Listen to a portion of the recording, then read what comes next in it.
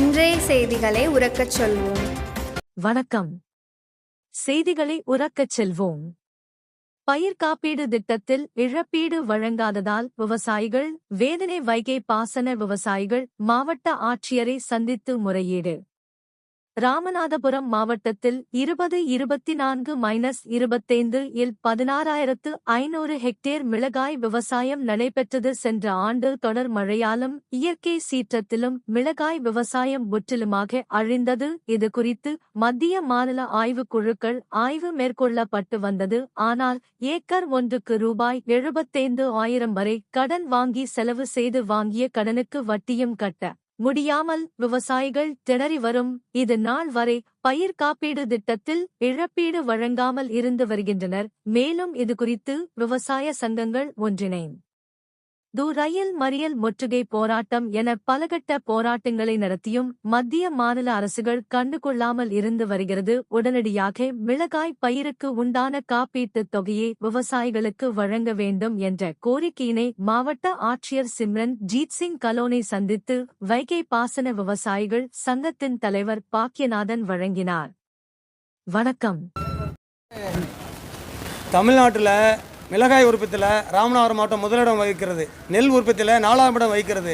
ராமநாதபுரம் மாவட்டத்தில் கடந்த ஆண்டு வடகிழக்கு பருவமழையால் தொடர்ச்சியாக பெய்த மழையால் 16,500 ஹெக்டேரில் பயிரிடப்பட்ட மிளகாய் முற்றிலும் அழிந்து விட்டது.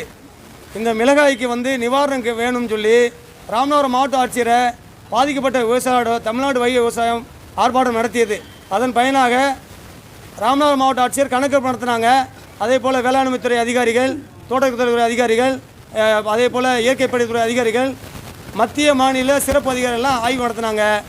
இந்த பாதிக்கப்பட்ட பகுதி மக்களுக்கு மிளகாய்க்கு நிவாரணம் தந்துடுறோம் அப்படின்னு சொன்னாங்க. தரலை. ஜனவரி மாதம் பருவம் தவறி பெய்த மழையில் மீண்டும் இருந்த மிளகாய் அடியோடு அழிந்து விட்டது. இது குறித்து அனைத்து விவசாய குடும்பங்களும் திரட்டி ராமநாதபுரம் மாவட்ட ஆட்சியர் ஆஃபீஸில் முற்றுகை போராட்டம் நடத்தி ஒப்பாரி போராட்டம் வச்சு அன்றைய தினம் மனிதனால் மனு கொடுத்தான். அப்போது மாவட்ட ஆட்சியர் எங்களுக்கு நிவாரணம் தந்துடுறோம், உங்களுக்கு எழுதி அனுப்பிட்டோம் அப்படின்னு சொன்னாங்க. அதை நம்பி போனேன். அப்போவும் கிடைக்கல. அப்போ இப்போ நெல்லுக்கும் மிளகாய்க்கும் கடன் வாங்கி செலவு செஞ்சுருக்குறோம். நெல்லுக்கு ஏக்கருக்கு 8,000 தராங்க, அந்த காசும் கொடுக்கல. மிளகாய்க்கு ஒரு ஏக்கருக்கு ஒன்றுக்கு 70,000 வரைக்கும் செலவு பண்ணியிருக்கிறான். எங்களுக்கு நிவாரணம் தரம்ட்டாங்க, இன்சூரன்ஸ் தரம்ட்டாங்க, எதுவுமே தரையில. அதனால் ஏப்ரல் மாதம் ரயில் மறியல் போராட்டம் செஞ்சு கைதானோம். அப்போதாவது தந்துடுவாங்கன்னு பார்த்தா தரலை. காவல்துறை என்ன சொன்னாங்க, உங்களுக்கு நாங்கள் நிவாரணம் தந்துடுறோம், அதே மாதிரி இழப்பீடு தந்துடுறோம்னு சொன்னாங்க. அவங்களும் தரலை. இந்த சூழ்நிலையில் இன்றைக்கு ராமநாதபுரம் மாவட்ட ஆட்சியர் சந்திச்சிருக்கிறான்.